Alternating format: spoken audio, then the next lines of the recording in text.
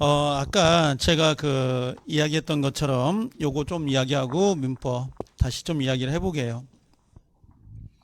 아까 이야기했던 것처럼 수험생들이 가장 난이성을 갖고 있는 게 민법은 첫 번째는 아까 분량이라고 했습니다.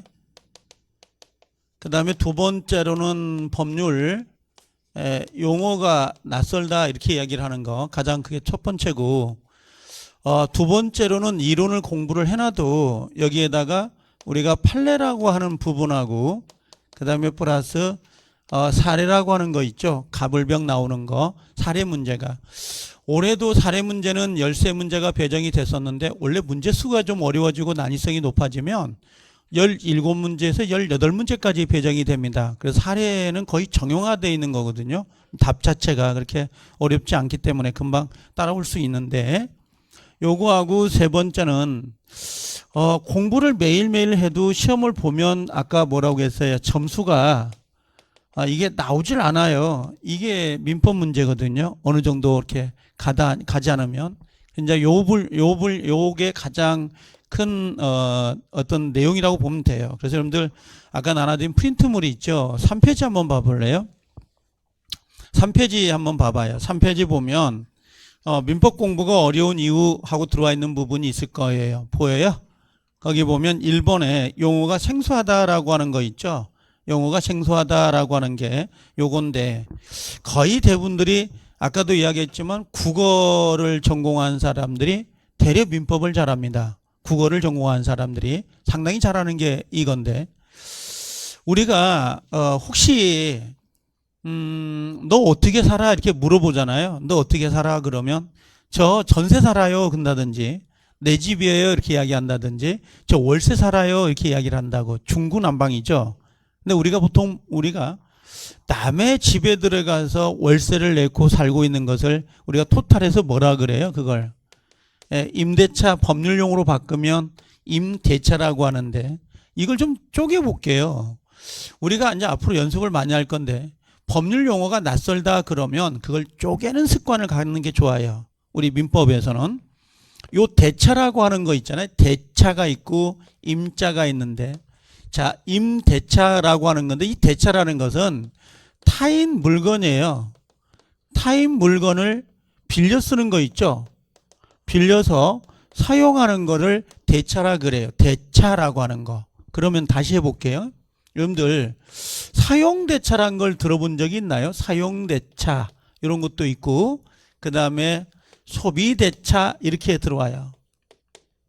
지금 여기도 대차고 여기도 대차거든요. 전부 다. 대차라는 것은 타인 물건을 빌려 사용하는 걸 대차라 그런다고. 여러분들 은행 가서 나 돈 빌리러 가, 그걸 뭐라 그래요? 대출 받으러 가 그러지 않아요? 대출? 그 대출은 남의 돈을 가져와서 사용을 하고 그만큼의 가치를 돌려주는 것을 우리가 대차라 그래요. 근데 그 돈을 가져오면 그 돈을 소비해버리죠. 써버리고 가치만큼 다시 돌려주는 거잖아요. 이걸 우리가 소비대차 그래요. 이게 소비란 말이 들어가는 거야. 소비대차 그러는데, 우리가 일상생활에서 가장 많이 쓰는 게 이게 뭐냐면 대출이라 그래. 대출 받는다 은행에서. 그게 소비대차 계약이라 그래요. 소비대차 계약 그래요. 그럼 요걸 줄여서 사용하는 거거든요. 그러면 여긴 소비해버리고 그 물건의 가치만큼을 돌려주는 게 소비대차인데, 여기 보면 여기 대차 그러잖아요. 요 대차도 뭐예요? 그 물건을 빌려 쓰는 거죠. 근데 여기는 소비가 들어가 있지 않기 때문에 그 물건을 돌려줘야 돼요. 돌려줘라. 근데 여기는 사용이고 여긴 임대차란 말이에요. 임자라는 건 뭐냐면 유상이란 개념이에요. 그러니까 일종의 대가를 지불한다. 대가 있죠, 대가. 대가를 지불하는 것을 유상 그래요. 유상. 요걸 임자를 붙이는 거고, 그 다음에 사용이라는 건 뭐냐면 무상이란 개념이에요. 그럼 대가가 있어요, 없어요? 예, 없다는 거예요. 그럼 다시, 우리 민법에는 대차라는 개념이 들어가는 게 세 가지가 있는데, 하나가 임대차, 사용대차, 소비대차 그래요. 그러면 얘 둘이는, 임대차와 사용대차는 그 물건을 빌려 쓰고 그 물건을 돌려주는 것이지만, 요 소비대차는 그 물건을 빌려와서 사용해서 소비해버리고 그만큼의 가치를 돌려주는 거예요. 이걸 소비대차 그래요. 이걸. 그러면 여기는 어차피 그 물건 돌려주는 거고 요건 소비하고 가치를 돌려주는 건데 여긴 임대차니까 대가를 지불해야 돼, 안 해야 돼요?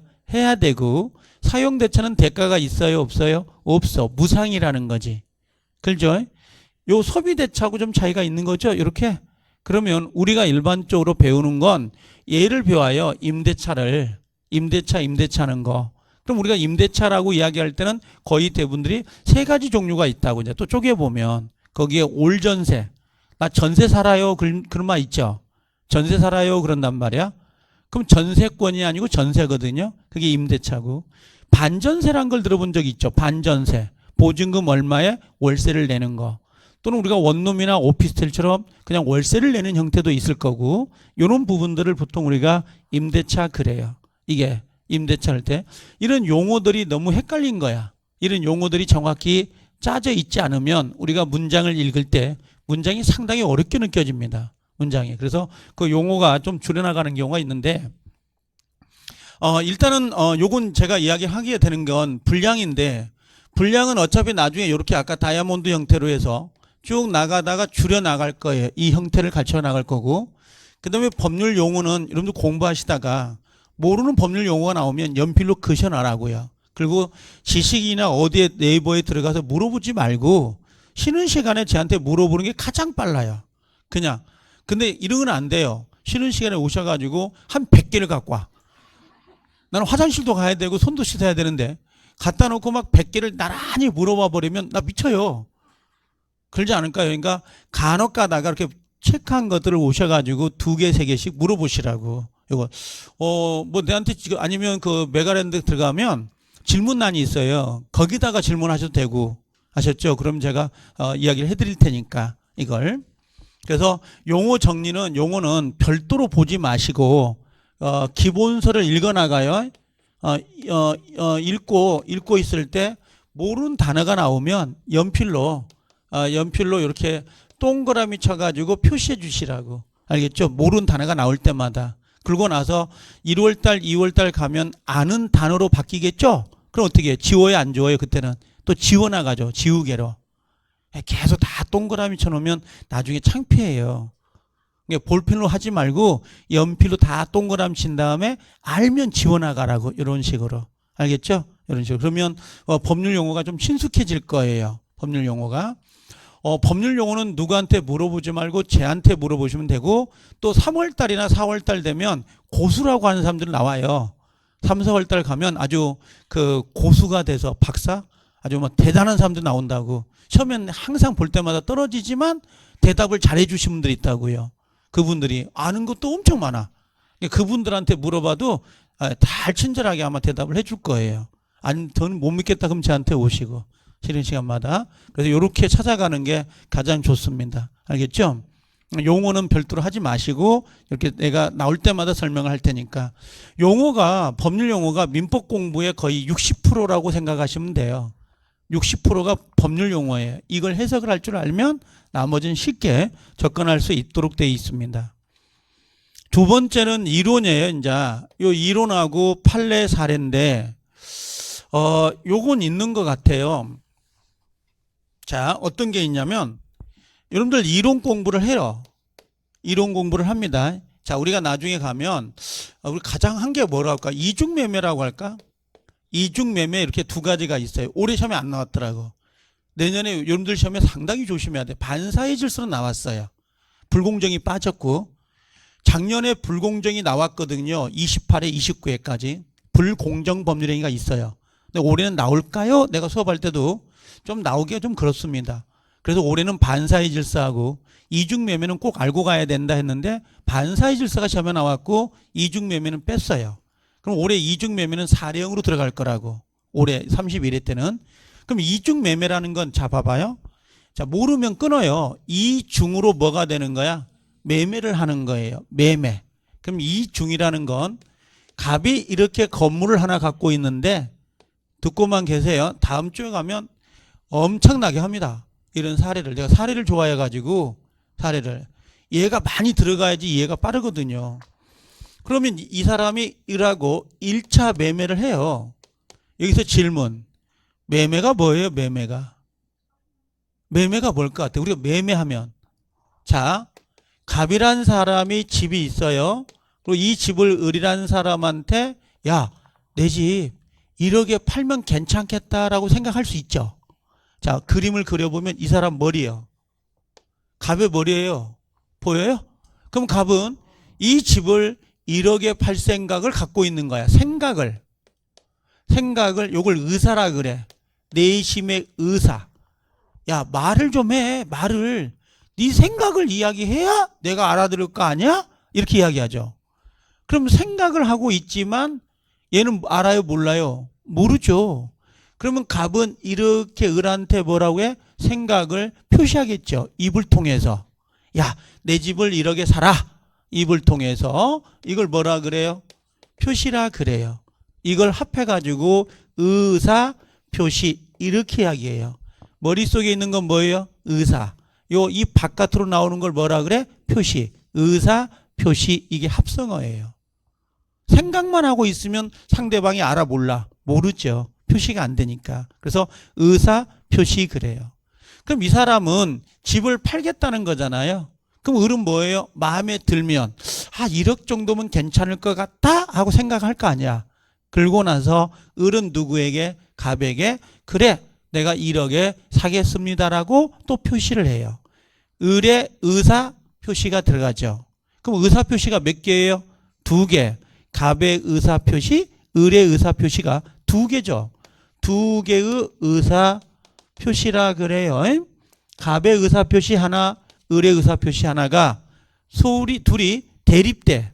자, 왜 대립이란 말을 쓰냐면 여러분들 파는 사람 매도인이라 그래. 매도인은 아무래도 비싸게 받으려고 하지 않을까요? 가격을. 근데 매수자는 어떻게 해요? 싸게 받으려고 하죠.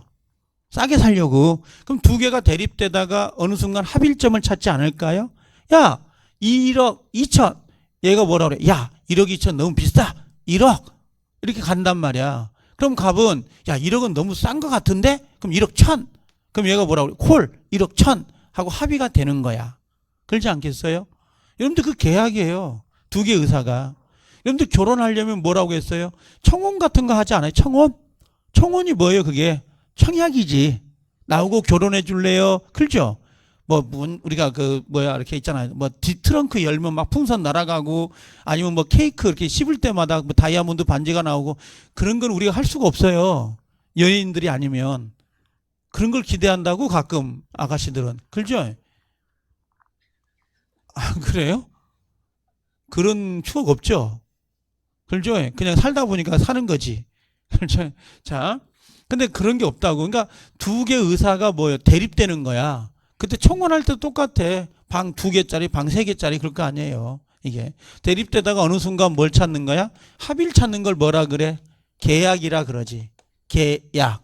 근데 자, 여기 보니까 매매는 한쪽은 재산을 줘요. 물건을 주고 한쪽은 뭘 주는 거야? 돈을 주는 거야. 이걸 매매라 그래. 한쪽도 재산이고 한쪽도 재산이면 이건 교환계약이라 그런다. 물물 교환계약 그래요. 그러니까 매매는 무조건 한쪽은 물건이 넘어가고 한쪽은 돈이 넘어가면 그걸 매매라고 하고 그걸 계약을 붙여가지고 매매계약 그러는 거라. 이게. 그럼 매매계약이 되는데 얘가 1차 매매가 있었던 거지. 얘하고. 근데 얘한테 앞으로 등기가 넘어간 건 아니에요. 넘어간 건 아니고 등기는 누구한테 있어? 갑에게. 근데 얘가 또 다시 팔아먹어요, 병한테. 이렇게 2차로. 그럼 집이 넘어와요, 안 넘어와요? 넘어오고 이 친구한테 이렇게 등기를 해줘버린 거라고. 그럼 이중 매매는 하나의 물건을 2번 팔아먹는 거죠. 이중으로. 얘한테 1차 매매가 있었음에도 불구하고 2차 매매가 넘어온 거예요, 지금. 이걸 이중으로 매매했다라고 해서 그 내용을 쭉 볼 거예요. 원칙은 유효예요. 근데 2번의 예외는 뭐냐 그러면 무효가 될 거예요 하고 쭉 이론을 설명하고 이렇게 끝냈어요. 그럼 막상 시험장에 들어가면 그렇게 안 나와. 이제 시험장은 이렇게 나오는 거야. 자, 예를 들어보면 갑이란 사람이 을과 1차 매매를 했음에도 불구하고 등기가 자기 앞으로 있는 걸 기화로 해서 병에게 2차 매매를 해주고 등기를 하였다. 이에 관한 설명 중 틀린 것, 이렇게 문제를 내는 거야. 그럼 이론이 어느 정도 되어 있어야 이 사례를 풀 수가 있도록 돼 있다고. 그렇지 않겠어요? 그럼 이론 공부 따로 하고 문제를 따로 풀어버리면 안 돼요. 반드시 이론과 문제가 같이 들어가면서 여기 1번, 2번 이 내용들을, 지문들을 어느 정도 숙지해버려야 돼요. 암기를 해버린 거예요. 그냥 지문을. 이 사례가 나오면 펼칠 지문들이 있을까 없을까? 있겠죠. 1번부터 쭉 해가지고 예를 들면 6번, 7번 지문까지 쭉 내려올 수 있어요 없어요? 있다는 거지. 이 지문들을 쭉 나열해가지고 이 지문들을 고정화시켜가지고 외워버리면 다른 지문이 들어오더라도 여기를 벗어나지 않을 거라는 거예요. 그런 형태로 공부를 해놔야 돼요. 이러한 사례 문제가 쉬운 5개 정도, 55개 정도가 돼요. 그럼 55개 중에서 17개가 나온다고 보시면 되는 거고. 그 정도는 할 수 있죠. 50개에서 17개 나온다면 하겠어요? 안 하겠어요? 당연히 해야죠. 그렇죠? 2년 하는 것보다는 낫죠. 3년 하는 것보다는. 한 번에 끝내는 거. 이젠 작년에 실패를 봤다 그러면 올해 끝내버려야죠, 이거. 근데 너무 시간 많이 남았다고 생각하면 안 돼요. 금방 와버려요. 지금 이제 겨울 아직 안 들어갔잖아요. 조금 있으면 봄바람 분다니까? 살랑살랑? 그죠? 조금 있으면 반팔 입어요, 덥다고. 그러다가 낙엽 떨어진다, 이제. 그죠? 그 어느 순간 뭡니까? 첨장에 있는 거야. 이게. 그럼 또 뭡니까? 나오면서 또 울죠, 이제. 왜 내 인생 이 모양이냐고. 그러면 안 되지. 그렇죠? 이게. 그래서 그런 사례 연습을 제가 아마 시킬 거예요, 여기다가. 55문제는 별도로 지금 이미 작업을 해서 그림까지 그렸어요. 부탁을 해가지고. 다. 번호마다 그림을 그려가지고 번호마다 1번, 2번 지문을 다 만들었어요. 이걸. 이 개당 내가 1,000원씩 줬어. 내가 그리기 힘들어서. 이걸 내가 그려서 주면 그 지문을 그려서 주는 거야, 나한테. 그래서 이거 55개 55,000원 해가지고 그려놨다고. 이게. 아니, 문제를 갖고 다녀요, 지금. 내가 안 갖고 왔나, 이게? 그래서 문제를 만들어가지고 이런 식으로 여기가 문제가 들어가고 여기가 이론이 들어가 있고 그다음 밑에가 그림이 들어가 있어요. 그리고 여기는 쓰게 돼 있어요, 여러분들이. 요걸 지문을 이런 식으로 해가지고 한 파트당 해가지고 딱딱 정해놨습니다. 아예. 학생들이 가장 어려워하는 게 사례더라고요. 시간을 가장 많이 먹고. 그래서 아예 이 사례를 외워버리기 위해서 50여 개, 55개를 딱 만들어 놓은 거야. 그것만 해버리자. 그럼 그것만 하면 17개는 충분히 나오지 않겠냐. 내년에 31회 때 여러분들 시험 민법은 어려웠어요. 진짜 어려울 겁니다. 올해 30회 때 역대 민법은 10년 동안 가장 쉬운 시험이었어요. 가장 평이했고, 이게. 가장 평이한 문제가 나왔던 거야. 이게. 학개론 때문에 떨어진 거죠? 예. 자, 그래서 그 사례가 내년에는 한 17개 나오지 않을까. 더 더 많아지면 많아졌지 적진 않을 겁니다. 29회 때가 그랬으니까. 이게. 그걸 대비하려고. 근데 이건 이렇게 생각하면 돼. 이론하고 요걸 같이 가야 돼요. 요걸. 그 다음에 요 판례는 별도로 나중에 특강을 한번 하긴 할 건데, 판례가 우리 발목을 잡는 건 어떤 거냐면, 우리가 아까도 이야기했지만 민법 총칙이라는 게 있어요. 이따 분석을 해드릴게요. 예, 물권법이라는 게 있고, 그 다음에 계약법이 있고요. 그 다음에 특별법이 있습니다. 그러면 판례를 제가 가만히 분석을 해보면 전체적으로 판례가 40문제를 잡아보자고. 여러분들 40문제일 때에 이게 오지선다행이에요. 그럼 200개 지문이거든요. 지문은 200개 지문이에요. 지문 자체가. 그러죠? 오지선다이니까. 여기서 딱 150개 지문만 딱 알면, 그죠? 딱 붙는데.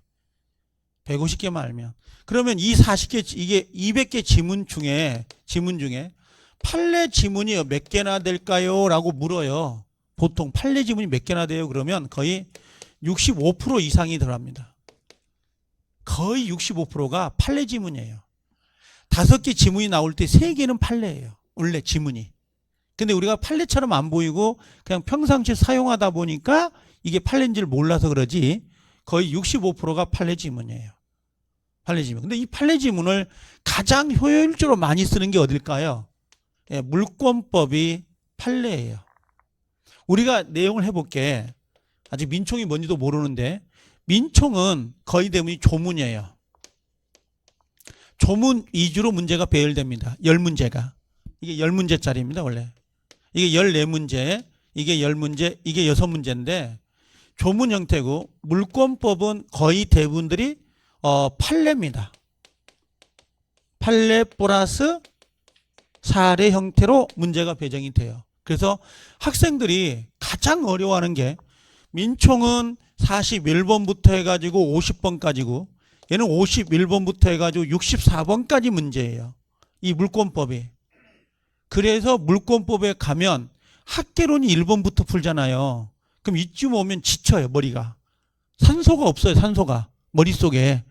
9시 반에 들어가가지고 냅다 시험을 보니까 풀지 말라고 하는 그 계산 문제까지 풀어요. 그죠? 만족감. 그죠? 딱 민법 넘어오는 순간 41번 풀 때에 이미 60분이 지난 거야. 이게. 말이 안 되는 거지, 그러면. 그러면 여기 51번부터 64번이 거의 줄과 판례예요. 그러니까 물권법이 어렵게 느껴져 버린 거야. 어렵게. 이 물권이. 그러다가 여기 계약법 넘어오잖아요. 계약법은 주류가 또 사례예요. 여기는. 사례로 치장을 해요. 3자를 위한 계약, 위험부담, 계약의 해제, 매도인의 담보책임. 이게 올해는 임대차가 3문제가 배정됐지만 사례 문제가 배정이 안 됐어요.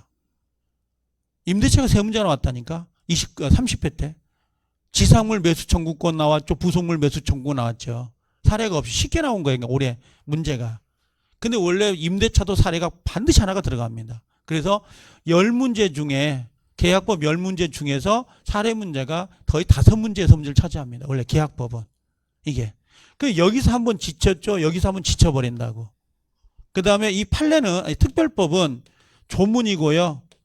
그 다음에 뭔가 판례라고 들어가는 게 주임법은 판례가 들어가요. 그 다음에 특이성이 좀 있는 게 뭐냐면 사례는 명의신탁. 이번에도 명의신탁은 사례 문제였죠. 이건요. 그래서 이런 형태가 가지고 있는 게 패턴이에요. 그래서 반드시 이론하고 사례를 연결할 수 있어야 되고 물권법 판례는 별도로 좀 떼가지고 정리를 할 필요가 좀 있는 부분이에요. 이건 이론하고 같이 접목이 될 겁니다. 그 다음에 시험 공부를 하면 점수가 나오지 않는다 그러는데요. 가끔 민법 선생님들 마이크 잡고 있는 선생님들이 있어요. 전국에 지금 많잖아요. 민법 선생님이. 많아요. 여기 종로 쪽만 해도 민법 선생님이 벌써 3명이잖아요. 아니 4명인가? 여기 요 종로만. 여기 학원들이 몇 개 있으니까. 그럼 전국에 있는 민법 선생님들은 전부 다 그래요. 거의 들어보면 난 다 모니터를 해보거든요. 그럼 거의 대부분들이 말을 들어보면 이건 절대평가다. 그러니까 60점이죠. 60점. 절대평가. 우리는 100점이 만점이 아니라 60점이 만점이다. 60점만 맞으면 된다라고 이야기를 해요. 60점만 맞으면 됩니다. 24문제. 에? 개수로는 40문제 중에서. 이렇게 이야기를 하거든요. 이런 사람 떨어져요. 제 경험치에 의하면 떨어져요. 30만에서 15,000명이 붙었다니까. 그 생각을 해보세요. 퍼센트. 가수가 들어간다 하더라도 허수가 있다 하더라도 실제 응시 원서는 30만이 내는데 합격자는 15,000밖에 안 된다고. 그럼 뭔가 있죠, 이유가. 자, 우리가 어릴 때마다 들었던 게 뭔지 아세요? 호랑이라도 그려야 토끼라도 그린다 그랬어요. 꿈을 이야기할 때. 그러지 않았나? 그죠? 그러면 우린 절대평가를 모르는 사람 없어요. 중개사는 절대평가예요. 24개 맞으면 돼요. 과락 없이. 17개 과락 없이. 그죠? 24개만 맞으면 된다고. 근데 24개만 맞추려고 공부를 하다 보면 너무 버릴 게 많아요. 내용들이. 그럼 24개를 못 맞춰요, 결국은. 이걸. 그래서 저는 항상 이야기를 할 때 부탁드리는 건 여러분들한테 11월 달하고 12월 달, 1월 달, 2월 달, 3월, 4월, 5월, 6월 가잖아요. 그죠? 그럼 저는 여기까지는 달수입니다. 여기까지, 이 달만큼은, 이론 강의 할 때만큼은 80점 이상을 갖다 놓고 공부를 하시라. 쉽게 말하면 난이성 있죠. 난이성을 좀 높여라. 점수를 높이려고 생각을 해라. 그러니까 30개 이상을 맞추려고 해라. 그러니까 우리 목표치는 30개 이상이어야 돼요. 개수로 따진다면 30개 이상, 80점 이상 맞겠다라고 생각을 하셔야 돼요. 그리고 그러면 이 30개를 계속 갖고 가잖아요. 언제까지? 예를 들면 7월달, 8월달, 9월달, 10월달까지 시험 볼 때 10월 31일까지. 그럼 이때까지 요 30개를 갖고 가면 지쳐서 탈락돼 버려요. 이제 여기까지 30개가 목표였던 거고 요 다음부터 있죠. 이 다음부터는 24개. 이를 목표로 가야 돼요. 이때는 시험에 가까워지니까 이제 뭐요? 이때까지 했음에도 불구하고 이해가 안 돼. 그 문제가. 이해가 안 되면 버려야죠. 그렇지 않아요? 살아보려고 그렇게 살아보려는데 맨날 뭐예요? 이해가 안 돼. 이 사람이. 그럼 헤어져야 돼? 안 헤어져야 돼? 헤어져야죠. 아니 이해가 안 되는데 왜 그걸 적고 있냐고. 그렇죠? 이게 과감성이에요. 제가 저번에도 이야기했는데 쓸데기 없는 이야기지만 우리가 지수라고 하는 게 있어요.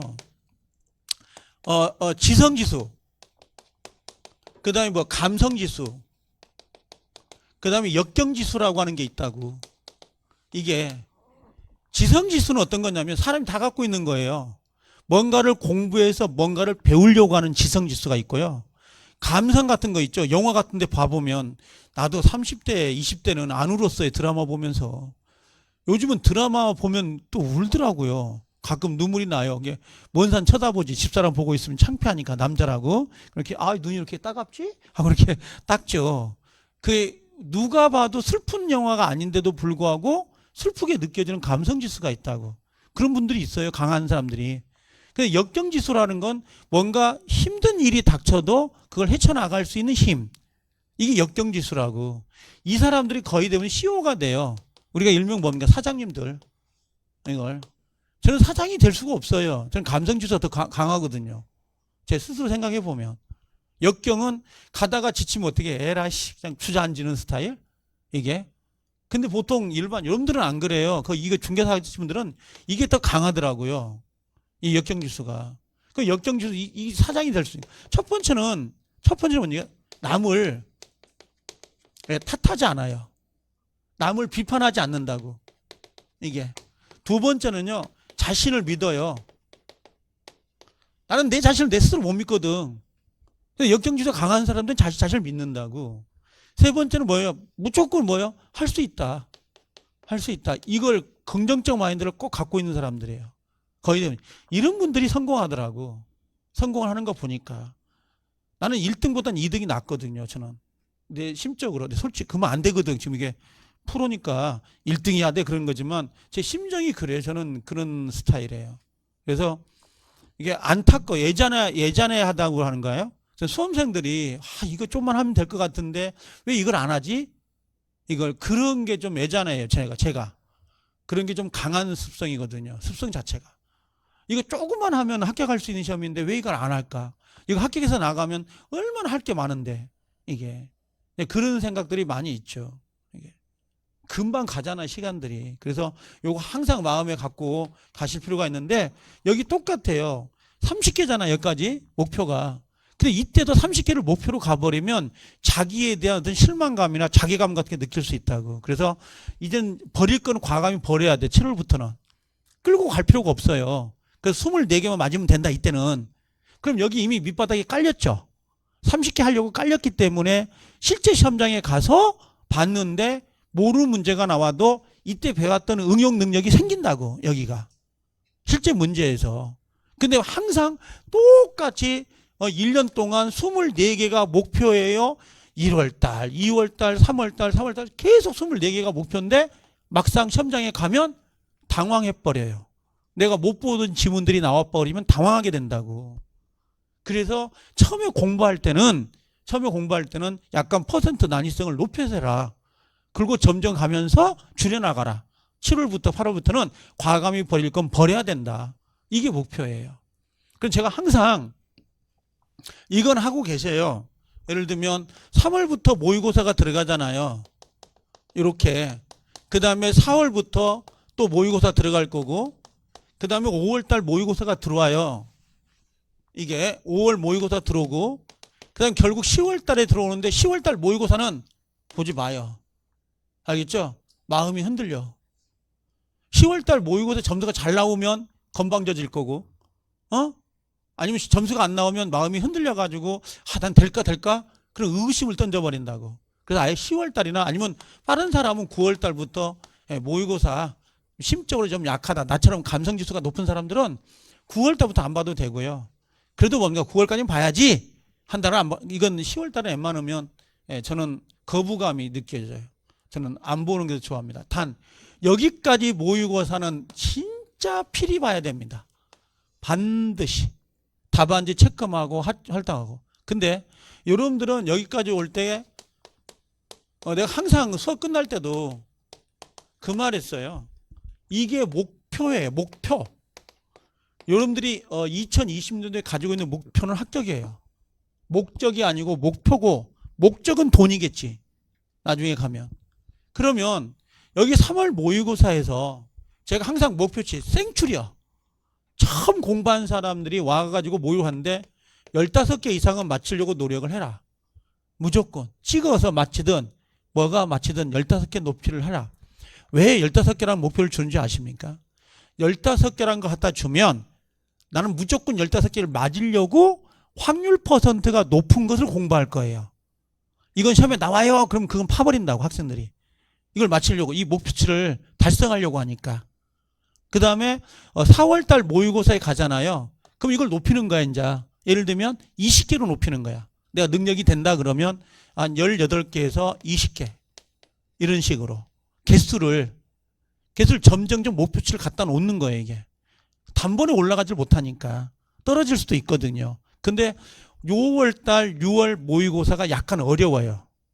이게 그래서 이 목표치는 한 23개 정도 합격 점수 근접하게 갖다 놓으면 돼요.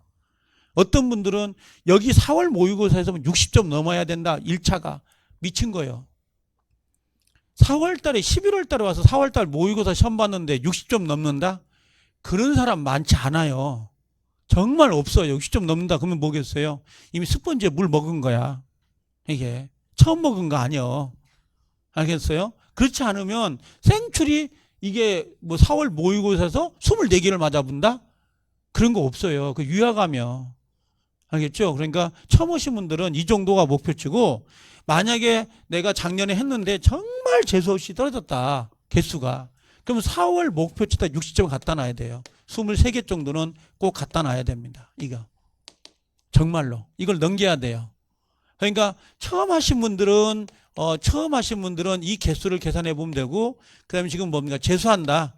이걸 두 번째 하고 있다. 그러면 이 목표치를 갖다 놔야 돼요. 항상 목표가 있어야 돼요. 목표가 없으면 내가 어디를 가고 있는지를 몰라요. 그냥 막연히 끌려가는 거야. 시간을 내가 끌고 가야지 내가 시간에 끌림을 당하면 안 된다고. 그래서 그걸 가장 할 수 있는 건 수험생들로 계획이 짜져야 되고, 그 계획은 매달 모의고사로 계획을 짜는 게 제일 좋아요. 그래서 아까 이게 말이 두서가 없어질 수 있는데, 항상 1년간 수험생활할 때 이 계획을 반드시 찾되 시간으로 찾으면 안 돼. 내가 오늘 만약에 11월 11일 날 내가 민법 공부를 해야 되는데, 민법 공부를 예를 들면 2시간 해야 되겠다. 이런 건 안 돼요. 민법 공부 2시간? 그건 뭐예요? 한 20분보다 꾸벅꾸벅 민법책만 펴놓고 꾸벅꾸벅 줘라. 민 하다가 자. 이게. 그러다가 2시간 때워지면 그게 되겠어요? 그게 아니라 될 수 있으면 분량. 예를 들면 나는 이번에 이중매매를 끝낼 거야. 아니면 반사질서 끝낼 거야. 아니면 10페이지. 기본교과서 10페이지까지 볼 거야. 그 장수가 있죠? 단원별로. 그걸 계획을 찾는 게 가장 좋아요. 그 다음에 가장 좋은 것은 모의고사. 이건 이제 월별로 해서 월별로 분량을 찾고, 그 다음에 월별로 해서 모의고사를 개수를 갖다 놓는 게 좋아요. 3월 모의고사에서는 예를 들면 아까 15개 이상 목표치. 이런 식으로. 그 목표가 딱 정해져 있어야 돼요. 그러면 뭔가 원동력이 되고 하려고 하는 의욕이 생기거든요. 그걸 반드시 좀 계획을 짜시는 게 중요합니다. 이게 3월부터 전국 모의고사 들어가니까 모의고사. 그래서 그렇게 하면 여기 나왔던 그 점수 관리가 되지 않을까 그 생각은 들어요. 점수 관리가. 이 가장 학생들이 가지고 있는 딜레마 중에 하나예요. 그걸 좀 하나 체크하시라는 거고요. 그 다음에 앞에 부분에 1페이지 한번 봐볼래요? 2페이지 한번 봐봐요. 2페이지. 2페이지 한번 와보실래요? 2페이지. 한번 읽었죠? 아까 쉬는 시간에. 대답이 없어요. 점점 죽어들어요? 아니, 조금만 하고 가게요, 집에. 집에 가봐야 뭘 기다려요? 개. 그렇죠? 이게.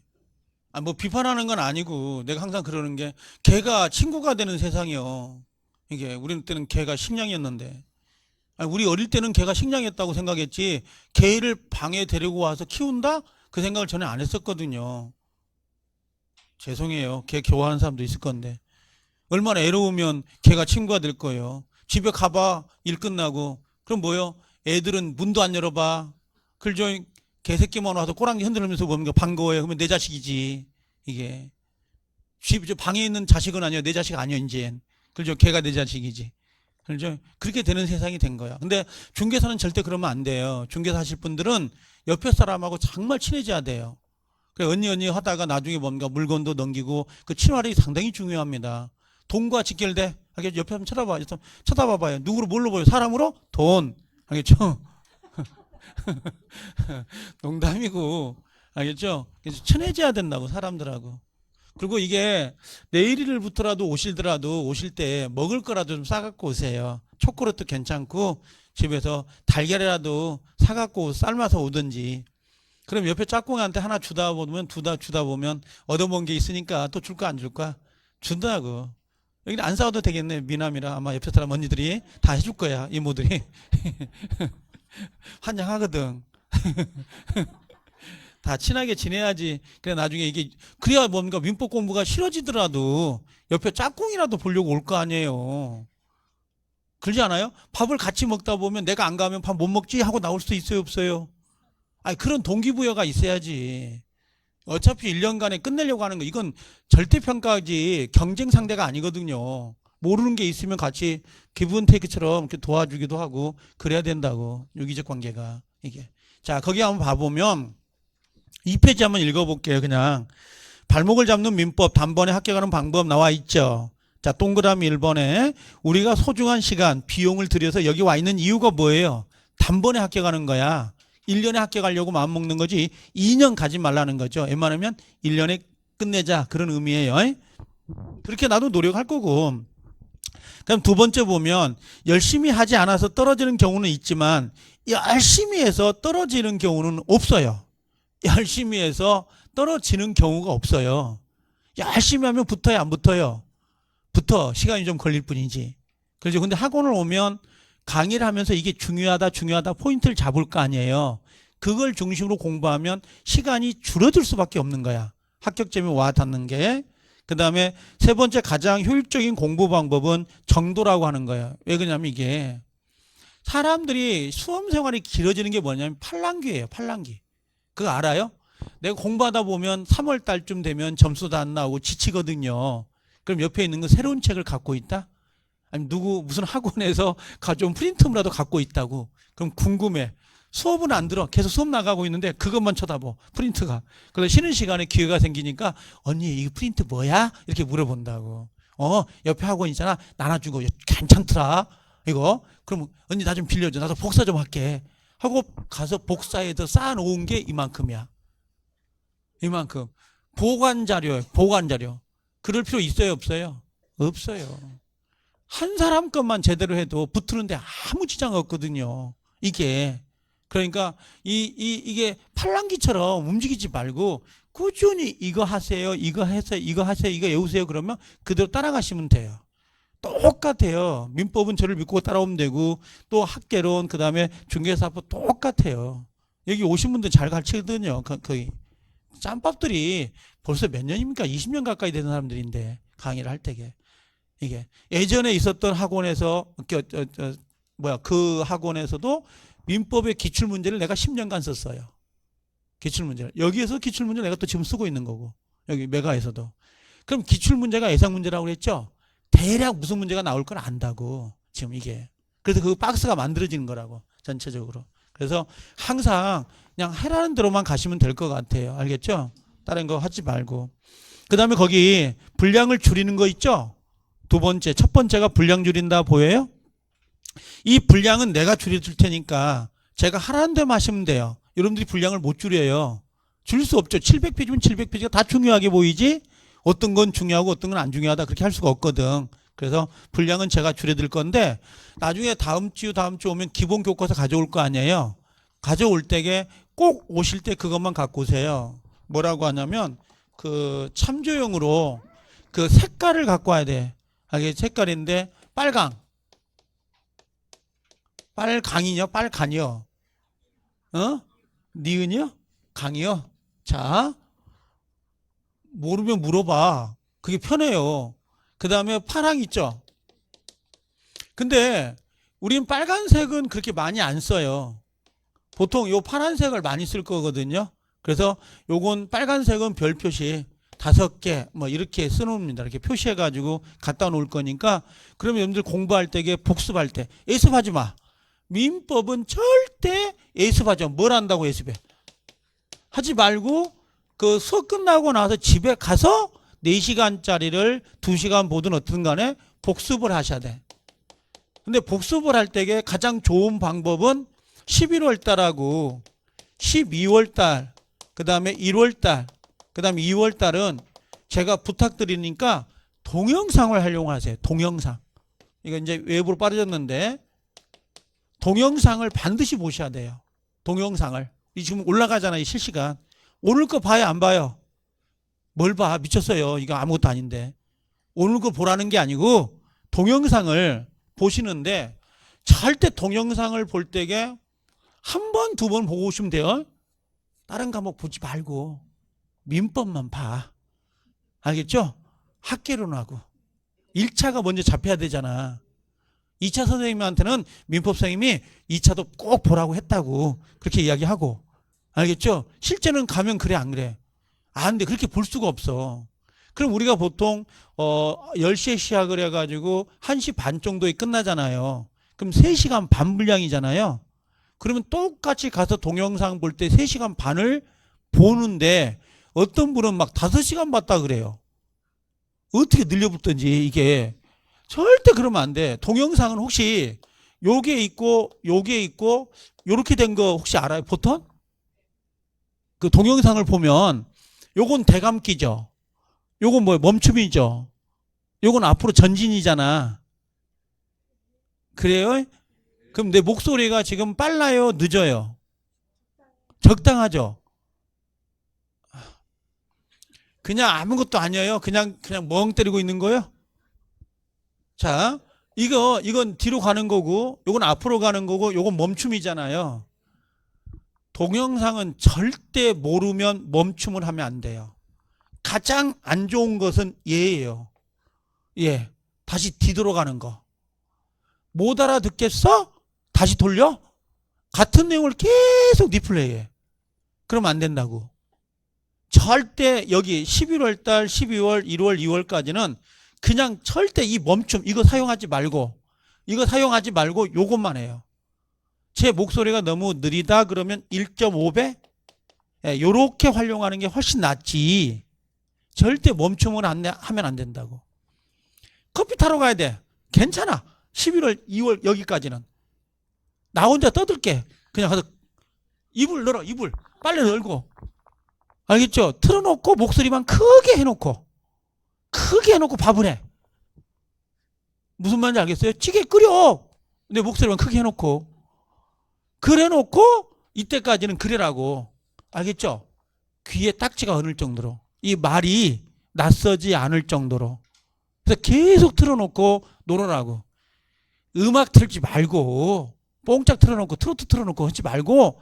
알겠죠? 이거 틀어놓고 청소기 돌려라고. 그러면 안 들릴 것 같은데. 하여간 밥하거나 빨래하거나 뭔가 농담 삼아 이야기하더라도 계속 틀어놓고 이걸. 그래서 이걸 될 수 있으면 동수를 좀 올리는 게 가장 좋습니다. 이게 꼭 이거 동영상을 활용을 많이 하세요. 뒤돌아가면 안 돼요. 그래서 3시간 반짜리를 될 수 있으면 2시간 반에 끝낼 수 있도록 한 번 정도. 알겠죠? 그렇게 해서 동영상을 보면 상당히 좋고, 예습을 절대 하면 안 돼요. 복습을 하시는 거예요. 근데 나중에 3월 넘어가죠, 이제. 넘어가면 그때는 뭐예요, 이제. 예습도 해갖고 오셔야 돼요. 그때는. 지금은 뭘 모르니까 용어도 낯설고 그러는데, 그리고 그냥 아무 생각 없이 맹탕 없이 읽는다고 해서 내 것 되는 거 아니에요. 뭔가 알고 읽어야 뭔가가 보이지. 알겠죠? 그래서 우리는 항상 그런 건 있어요. 끝터리까지 가볼 필요가 있는 거예요. 끝터리까지. 여러분들 혹시 죄송해요. 그냥 옆으로 빠져보면 선행학습 알죠? 선행학습. 우리 중학생, 고등학생 선행학습 하잖아요. 냅다. 그럼 두 종류야. 미쳤는갑다 하는 사람도 있고 선행학습을 해야 된다 라는 사람도 있어요. 각자의 생각이야. 댓글 달 필요 없고. 저는 선행학습을 하는 걸 좋아해요. 왜? 끝터리까지 간 놈은 두 번째 가더라도 겁을 안 내. 모른다 하더라도. 끝을 봤으니까. 끝을. 그래서 제가 아까 뭐라고 했냐면 속독을 해라는 게 그거예요. 정독을 하지 말고 일단 끝터리까지 갔다 다시 돌아오면 몰라. 잊어먹어도 다시 지나가더라도 띄엄띄엄 생각나. 이거 봤던 놈인데? 이런 식으로. 알겠죠? 그래서 될 수 있으면 끝을 가보자 이거지. 끝을. 그게 중요하다고요. 그게 수험생들은. 그래서 그 분량은 제가 줄여드릴 테니까 그렇게 알고 계시면 돼요. 알겠죠? 그래서 나중에 다음 주 올 때게 빨간색, 파란색, 자는 갖고 다녀야 돼요. 이렇게 묻는 사람도 있더라고. 자. 이 자 있잖아요. 뭔 자요. 갖고 다니지 마. 뭐 책을 막 고이 막 이렇게 막 줄 재가면서 막 이미 진도는 나가고 있는데 막 줄 치려고 한 장에. 그럴 필요 없다니까 그냥. 알겠죠? 그러니까 줄 치지 말고 저는 거의 수업 시간에 들어보면 알겠지만 거의 대부분들이 끊어요.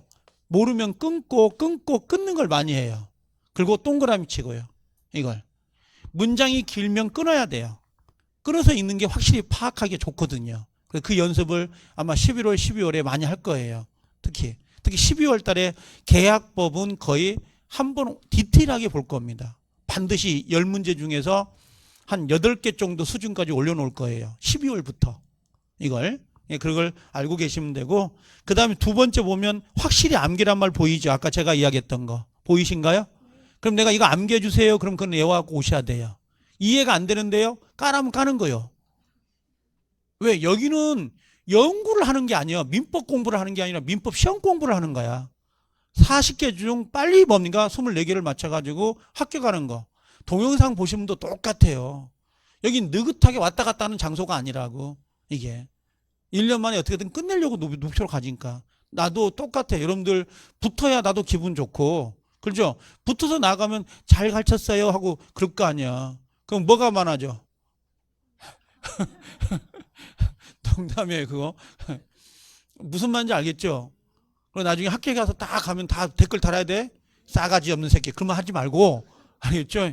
잘 가르쳤어요 하고. 이게. 자, 그래서 그거 암기를 좀 해줄 필요가 있습니다. 그 다음에 거기 세 번째 보면 밑빠진 독에 물 붓기란 말 보이죠? 그죠? 3월달 모의고사, 5월달 모의고사에서 가장 낙담을 많이 해요. 수험생들이. 나는 매일같이 민법 공부를 했는데 왜 모의고사 보면 점수가 안 나오냐고. 그럴 수 있거든요. 근데 모든 수험생은 다 그래요. 근데 과정이 중요한 게 아니고 우리는 결과가 중요해 버려졌어요. 시험이라는 것 자체가. 그래서 혹시 제가 항상 그 밑빠진 독에 물 붓기란 말을 쓰는데 여기에 독이 있으면 여기에 이렇게 독이 이렇게 있을 거 아니에요. 그럼 여기가 깨져요. 이게 깨져 있어. 그럼 물이 들어갈 거 아니야. 그죠? 물이 들어가더라도 깨져 있어 물이 나가겠죠. 넘치는 양이 있을까 없을까? 넘칠 수 있을까 없을까? 나가는 양보다 들어간 양이 많으면 넘칠까 안 넘칠까? 넘쳐요. 순간 넘친다고.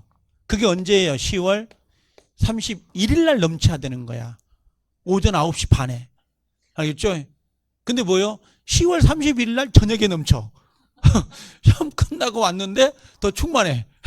힘이 나고. 그럼 돼, 안 돼? 안 된다고. 그래서 10월 30일 날 저녁은 어디에 가 있는 거야? 이건 병원에 가 있다. 영양제 닌겔 맞고 있는 형태. 그 형태가 그려져야 돼요. 특히 막판에 가면 갈수록 9월달 10월달은 막 쏟아 부어야 되는 거야. 정말로. 9, 10월달이 11월 12월달처럼 공부하면 안 된다고. 넘치는 양이 있어야 되니까. 이게. 그래서 그 밑빠진 독에 물 붓기라고 하지만 나가는 놈보다 나가는 놈보다 들어오는 양이 많으면 분명히 합격합니다. 분명히. 아마 9월, 10월 달에 가면 학원에서 가면 안 들 거예요, 여기도. 커리가 여기가 훨씬 낫더라고요, 제가. 해보니까 아주.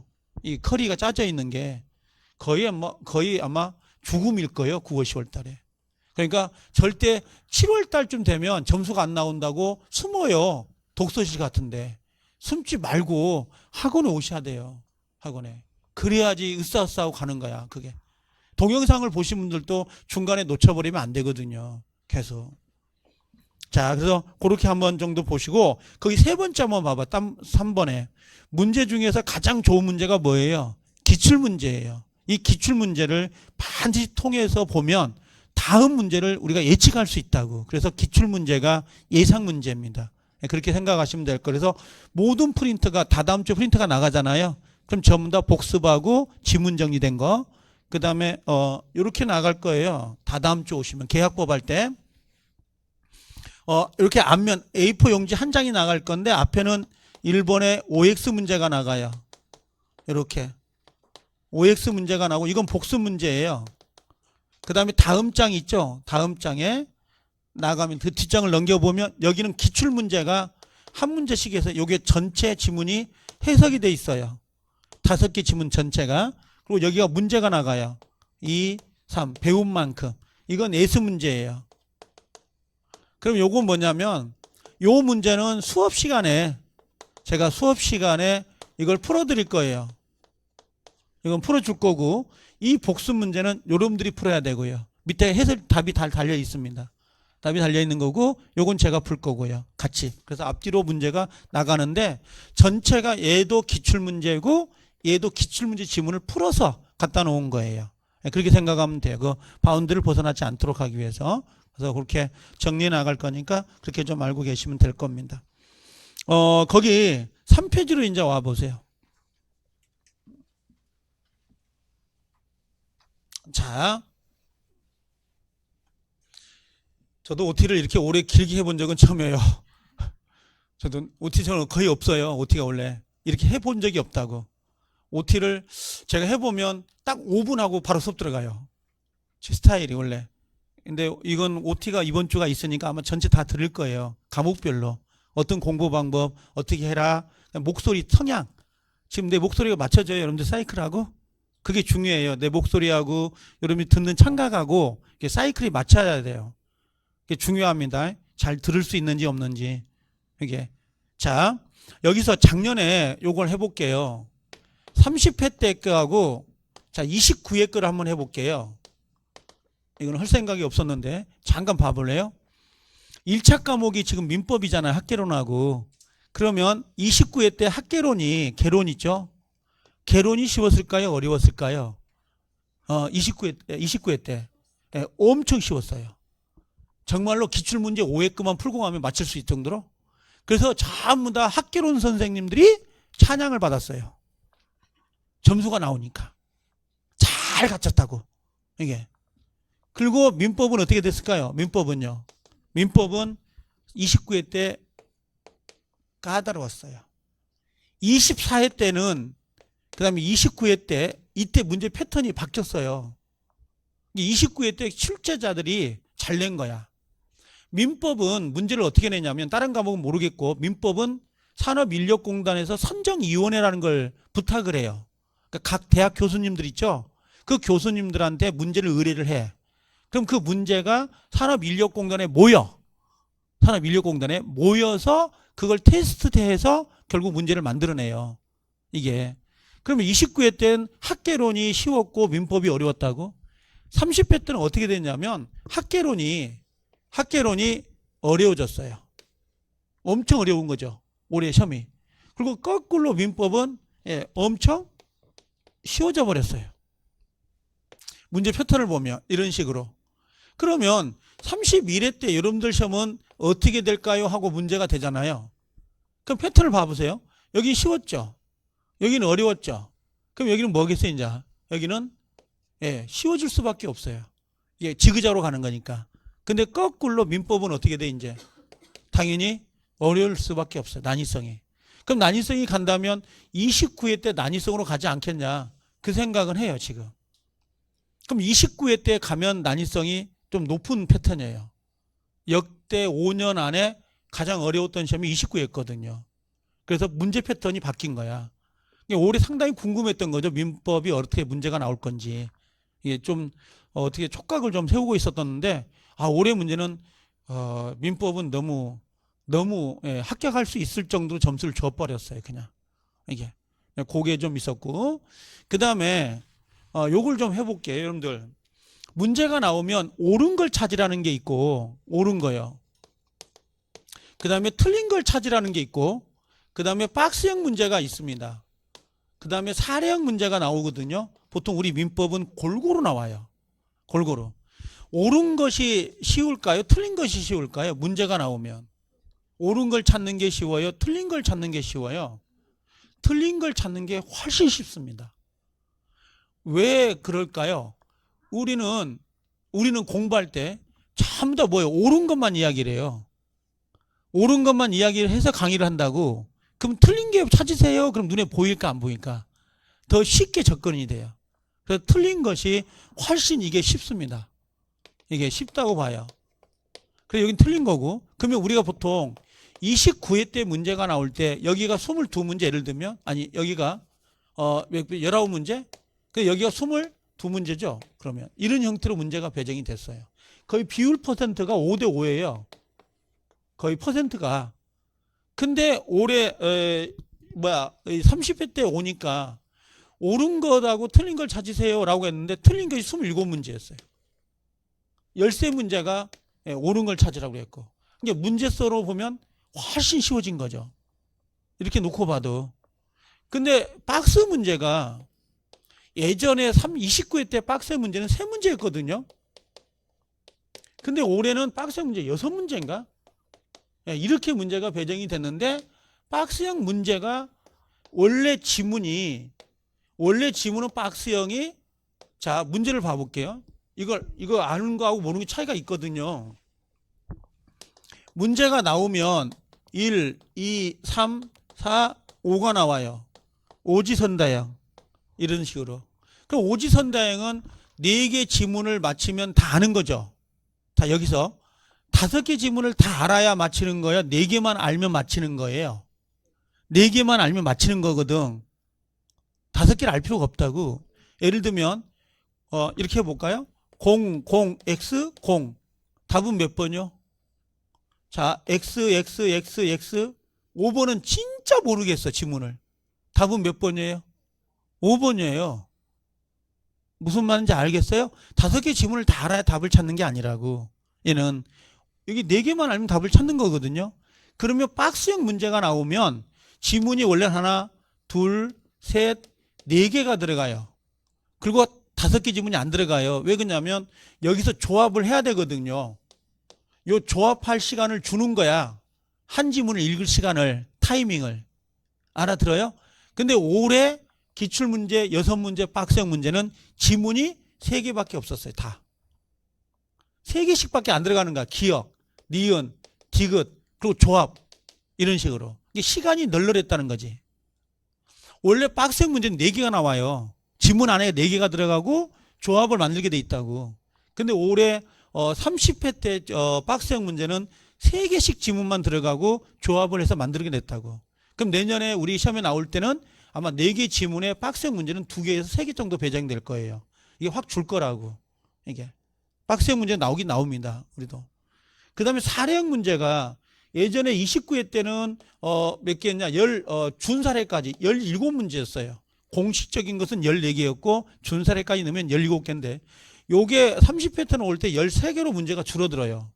그러니까 사례형 문제에서 시간 안배가 됐던 거지. 전체적으로 보면 이게. 그래서 민법이 역대급으로는 가장 쉽게 나오지 않았나라고 남만 그러는 게 아니라 전체 현재 민법생인 다 그렇게 판단을 했었습니다. 내년에 이구동성으로 우리 회식하거나 모임을 할 때 선생님들 말 속에 나온 게 뭐냐면 올해 31회 때는 학계론이 좀 쉬워질 거고 그 다음에 민법은 상당히 난이성이 있지 않겠냐 이렇게 보통 평가를 하더라고요. 근데 그게 거의 맞아요. 민법생인들이 한 3명이 모여가지고 이야기를 해보면 거의 맞더라고요. 이게요. 학계론 선생님하고 같이 모여서 이야기를 해보면. 그래서 올해는 30일은 좀 약간 까다롭지 않겠냐라고 해요. 그래서 아까 제가 80점 이상을 놓고 보라. 30개 이상을 맞추려고 노력을 해라라고 하는 게 그 이유예요. 그래 나중에 들어가면 이게 뭐라도 그리죠. 이게. 자, 알아듣죠? 그 다음에 한 장 넘겨볼게요. 뒤로. 넘겨보면, 자, 올해 난이성을 갖다가 시험 출제 분석하고 그 다음에 문제 그 유형별 A형 문제로 상중하를 나눠줬거든요. 이게. 요 기출문제는 30회 기출문제는 우리가 곧 풀어볼 겁니다. 조만간 다 프린트해가지고 보게 될 거예요. 이게. 자, 그 다음에 밑에 5페이지 한번 와볼래요? 자, 5페이지 오면, 자, 한 번만 더 쉬었다 가게요. 이거 하고 집에 갑시다. 알겠죠? 갔다 오세요.